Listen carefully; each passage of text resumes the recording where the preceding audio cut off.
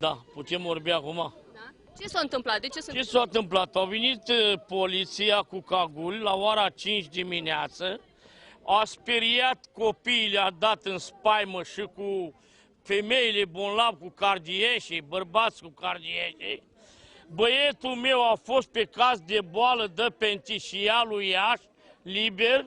Uitați-vă documentul care e dat de către Comisia Pentișialului, că e cu capul, cu toate boalele. L-au luat dimineața? Da, l-au luat din pat și copii, așa.